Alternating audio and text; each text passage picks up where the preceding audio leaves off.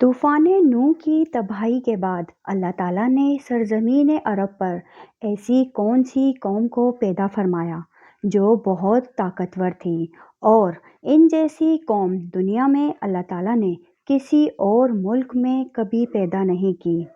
آج ہم اسی کے بارے میں آپ کو معلومات فراہم کریں گے، مگر ویڈیو میں آگے بڑھنے سے پہلے اگر آپ میرے چینل پر نئے ہیں تو برائے مہربانی میرے اس چینل سیدہ روبی رضی کو سبسکرائب کریں، جہاں آپ کو اسلام اور دنیا بھر کی معلومات پر ویڈیوز ملتی رہیں گی۔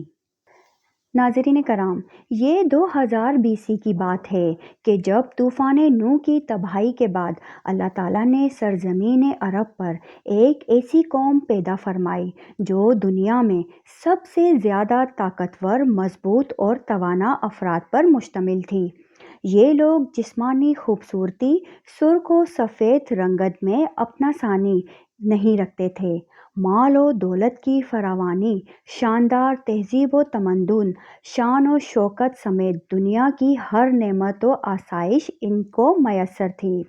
قرآن کریم میں ارشاد باری تعالیٰ ہے کہ ان جیسی کوئی اور قوم اور ملکوں میں پیدا نہیں کی۔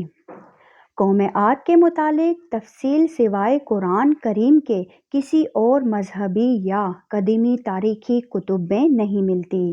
اس لیے اس قوم کی حالت کا نقشہ یا قرآن کریم کے ذریعے بن سکتا ہے یا پھر ان آثاریات کے ذریعے جو محققین علم آثار نے ان کے بارے میں حاصل کی۔ مورخین لکھتے ہیں کہ عاد نام کا ایک شخص حضرت نوح کی چوتھی نسل میں ان کے بیٹے سام کی اولاد میں سے تھے۔ چنانچہ اس شخص کی اولاد اور اس کی پوری قوم عاد کے نام سے مشہور ہو گئی۔ وہ عربی تھے جو بہت لمبے اور مضبوط ستونوں پر قائم کردہ عالی شان محلات میں رہا کرتے تھے۔ قرآن کریم نے انہیں ارم ذات العماد یعنی ستونوں والوں کے نام سے یاد کیا ہے۔ ارم ان کا بہت خوبصورت شہر تھا جس کے آثار 1984 میں خلائی شٹر چیلنجر کی مدد سے دریافت کیے گئے ہیں۔ یہ علاقہ آج کل عمان کا حصہ ہے۔ بحیرہ عرب اور بحیرہ احمر کے درمیان عمان، حضرموت، بحرین اور مغربی یمن تک ایک وسیع صحرا ہے جسے صحرائے الکاف کہتے ہیں۔ یہ دنیا کے عظیم صحراؤں میں سے ایک ہے جس کا رقبہ ایک محتاط اندازے کے مطابق 65 لاکھ مربع میٹر ہے۔ اس صحرا میں سفید اور باریک ریت کے ہزاروں فٹ اونچے پہاڑ نما ڈھیلے ہیں جہاں کوئی بھی چیز پھینکی جائے تو منٹوں میں غائب ہو جائے۔ کسی زمانے میں یہ دنیا کا سرسبز و شاداب علاقہ تھا اور وہاں یہ قوم عاد آباد تھی۔ آج یہ بھیانک صحرا اللہ تعالیٰ کی کھلی نشانیوں میں سے ایک اور اہل زمین کے لیے جائے عبرت ہے۔ قرآن کریم میں ارشاد باری تعالیٰ ہے کہ وہ ارم جو ستونوں والے تھے جن کی مانند کوئی قوم ملکوں میں پیدا نہیں کی گئی۔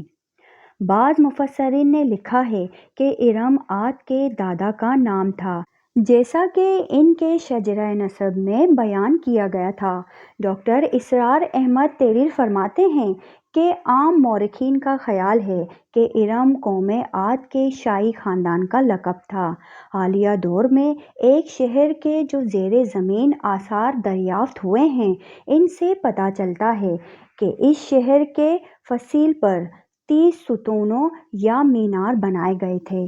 کہا جاتا ہے کہ یہ شہر شداد نے خصوصی اہتمام کے ساتھ بسایا تھا جو اس قوم کا بہت بڑا بادشاہ تھا۔ قد و قامت اور جسمانی قوت کے لحاظ سے دنیا میں اس کا کوئی ثانی پیدا نہیں ہوا۔ اس طرح اس قوم نے جس معیار اور جس انداز کے تعمیرات کی، ایسی تعمیرات اس سے پہلے دنیا میں کبھی کسی قوم نے نہیں کی۔ شاید اسی لیے یہ جگہ شداد کی جنت ارضی کے نام سے تاریخ میں مشہور ہے، تاکہ لوگ آخرت کی جنت کے بدلے ایسے نقب جنت کو اختیار کر لیں۔ مگر جب یہ عالیشان محل تیار ہو گئے اور شداد نے اپنے رؤسائے مملکت کے ساتھ اس میں جانے کا ارادہ کیا تو ان پر اللہ تعالیٰ کا عذاب نازل ہوا اور وہ سب ہلاک ہو گئے اور وہ محلات بھی مسمار ہو گئے۔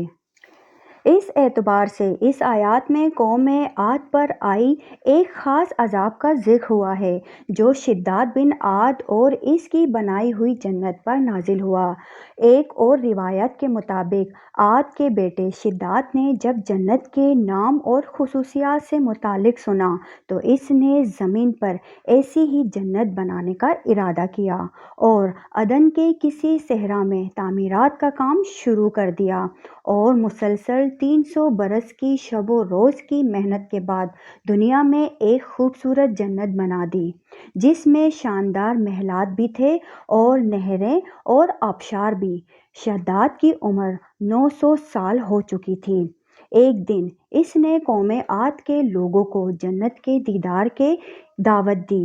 وقت مقررہ پر وہ اپنے لوگوں کے ساتھ جنت کی جانب روانہ ہوا۔ ابھی شہر ارم کے عالیشان دروازے کے قریب ہی پہنچا تھا کہ رب ذوالجلال کے عذاب نے آ گھیرا۔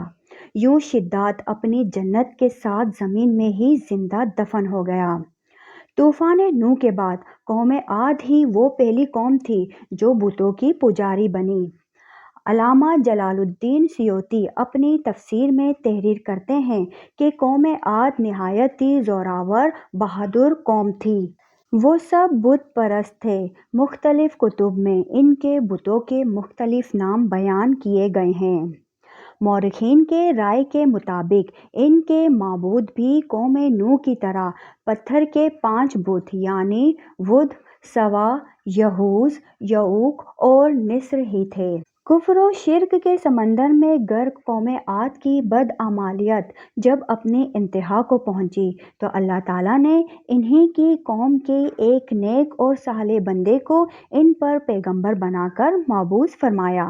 حضرت ہود قوم عاد کی سب سے معزز شاخ خلود کے ایک خوبصورت اور وجیز شخص تھے۔ حضرت ہود علیہ السلام نے ان سے کہا کہ اے بھائیوں، ایک اللہ ہی کی عبادت کرو، اس کے سوا کوئی تمہارا معبود نہیں۔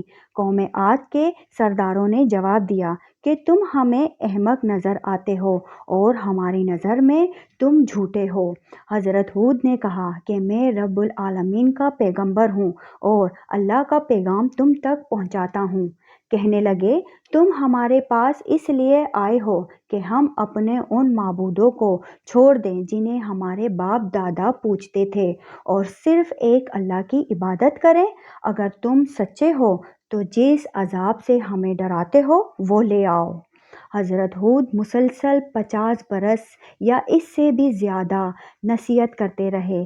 کبھی انہیں اللہ کی عطا کردہ نعمتیں یاد دلاتے تو کبھی عذاب الہی سے ڈراتے، کبھی طوفان نوح کی ہولناکیوں کا ذکر فرماتے، لیکن وہ غرور و تکبر میں اندھے اور بہرے بنے رہے۔ انہیں اپنی طاقت پر بڑا گھمنڈ تھا۔ ارشاد باری تعالیٰ ہے کہ قوم عاد ناحق ملک میں غرور کرنے لگی اور کہنے لگی کہ ہم سے بڑھ کر قوت میں کون ہے۔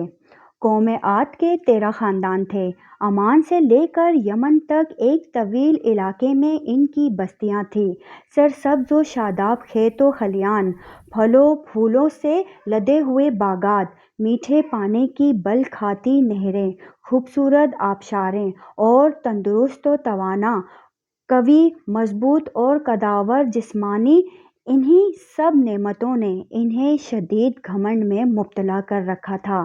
حضرت ہود علیہ السلام نے اپنی قوم کو رائے راست پر لانے کے لیے بڑی جدوجہد کی، لیکن قوم عاد آپ کو جادوگر اور سحرزادہ شخص خیال کرتے تھے کہ جنہیں ان کے پتھر کے باطل خداؤں نے دیوانہ بنا دیا تھا۔ بالآخر وہ لمحہ بھی آ گیا کہ جب حضرت ہود علیہ السلام نے بارگاہ الہی میں دعا فرمائی کہ اے میرے پروردگار، انہوں نے مجھے جھوٹا کہا ہے، اب تو میری مدد کر۔ اللہ تعالیٰ نے فرمایا، اے نبی، یہ تھوڑے ہی عرصے میں اپنے کیے پر پچھتانے لگیں گے۔ اللہ تعالیٰ نے اپنے نبی کی دعا قبول فرمائی اور قوم عاد پر عذاب کی ابتدا ہوئی۔ بادلوں کے فرشتوں کو حکم ملا کہ اب بارش نہ برسائی جائے۔ چشموں کے فرشتوں کو حکم ملا ان کے چشموں اور آبشاروں کو خشک کر دو۔ دیکھتے ہی دیکھتے شادابی ویرانی میں بدل گئی، مویشی مرنے لگے، پھل اناج ناپید ہو گئے، پوری قوم خشک سالی کا شکار ہو کر بدحال و پریشان ہو گئی۔ یہ سلسلہ مسلسل 3 سال چلتا رہا۔ نبی سے قوم کی یہ پریشانی دیکھی نہ جاتی تھی۔ مسلسل نصیحت کرتے رہتے اور فرماتے کہ اے میری قوم، اپنے پروردگار سے بخشش مانگو، پھر اس کے آگے توبہ کرو، وہ تم پر آسمان سے مینا برسائے گا اور تمہاری طاقت اور قوت میں اضافہ فرمائے گا۔ کہنے لگے، ہود، تم ہمارے پاس کوئی دلیل ظاہر نہیں لائے، ہم صرف تمہارے کہنے سے تو اپنے معبودوں کو چھوڑنے والے نہیں اور نہ تم پر ایمان لانے والے ہیں۔ ہم تو یہ سمجھتے ہیں کہ ہمارے کسی معبود نے تمہیں آصف زدہ کر کے دیوانہ کر دیا ہے۔ اس زمانے میں یہ دستور تھا کہ قوموں کو جب کوئی مشکل آ گھیرتی تو وہ بیت اللہ شریف جا کر اللہ کے آگے آوازاری کرتے اور ان کی مشکل دفع ہو جاتی۔ یعنی کافر قومیں بھی اس حقیقت کو تسلیم کرتی تھی کہ اس ارض و سماوات کی مالک ایک لافانی قوت موجود ہے۔ چنانچہ قوم عاد کے 70 سرکردہ افراد مکہ مکرمہ پہنچے، جہاں معاویہ بن بکر کی حکومت تھی۔ معاویہ کی ماں کا تعلق قوم عاد سے تھا۔ معاویہ نے ان کی خوب آؤ بھگت کی۔ وہ لوگ 1 ماہ تک وہاں رہے اور بارش کے لیے دعا مانگتے رہے۔ دعا کروانے والے سردار کا نام کیل بن عمر تھا۔ اللہ تعالیٰ نے ان پر 3 رنگوں کے بادل بھیج دیے، سفید، سرخ اور سیاہ۔ پھر آسمان سے ندا آئی کہ ان میں سے ایک کو منتخب کر لو۔ کیل نے سیاہ بادل کو پسند کر لیا کیونکہ وہ خوب بارش برسانے والی تھی۔ پھر ندا آئی کہ تو نے ہلاکت اور تباہی کو پسند کر لیا ہے۔ چنانچہ اللہ تعالیٰ نے سیاہ بادلوں کو قوم عاد کی جانب بھیج دیا، جسے دیکھ کر پوری قوم خوشی کے شادیانے بجانے لگے۔ ارشاد باری تعالیٰ ہے کہ جب انہوں نے اس عذاب کو دیکھا جو بادل کی صورت میں ان کے میدان کی طرف آ رہے تھے تو کہنے لگے، یہ تو بادل ہیں جو ہم پر برس کر رہے گا۔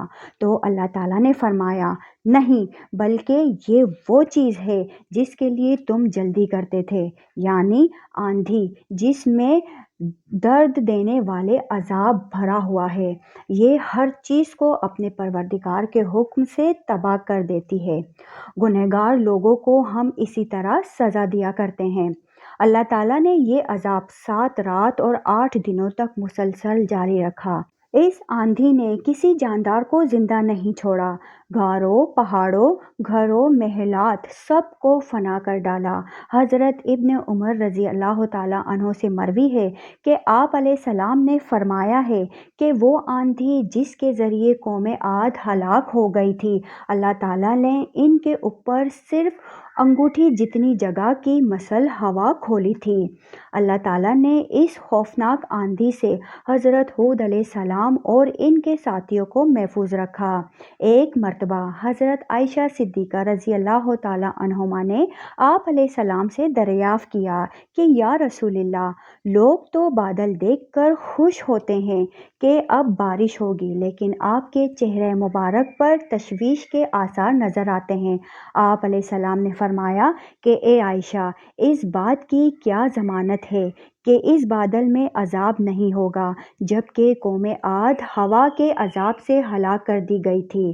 اس قوم نے بھی بادل دیکھ کر کہا تھا کہ یہ بادل ہے جو ہم پر بارش برسائے گا۔ پروردگار عالم نے قرآن کریم میں قوموں کی تباہی کے جو واقعات فرمائے ہیں، ان کا اصل مقصد یہی ہے کہ امت مسلمہ ان سے سبق حاصل کرے۔ اللہ تعالیٰ نے قوم عاد کو طاقت و قوت، مال و دولت، شان و شوکت سمیت دنیا کی ہر نعمت عطا فرمائی، لیکن جب اس نے نافرمانی کی اور اپنے نبی کی بات ماننے سے بار بار انکار کیا تو اللہ تعالیٰ نے اسے نیست و نابود کر دیا۔ ہم سب کو بھی انفرادی اور اجتماعی طور پر اپنے روزمرہ کے معاملات کا جائزہ لیتے رہنا چاہیے کہ کہیں ہم جان بوجھ کر یا انجانے میں اللہ اور اس کے رسول صلی اللہ علیہ وآلہ وسلم کی نافرمانی کے مرتکب تو نہیں ہو رہے۔ آئیے ہم سب دعا کرتے ہیں کہ اللہ تعالی ہم سب کو قلب سلیم عطا فرمائے اور قرآن اور حدیث پہ چلنے کی توفیق عطا فرمائے۔ آمین یا رب ذوالجلال اکرام۔ ناظرین کرام، اگر آپ کو میرا یہ واقعہ پسند آیا ہو تو ویڈیو کو لائک شیئر کر کے چینل کو سبسکرائب کر دیں اور بیل آئیکن دبا دیں اور کمنٹس باکس میں اپنی قیمتی رائے کا اظہار ضرور کیجیے گا۔ اب تک کے لیے اتنا ہی۔ سیدہ روبی رضی کو دیجیے اجازت۔ اپنا بہت سارا خیال رکھیے گا۔ اللہ حافظ۔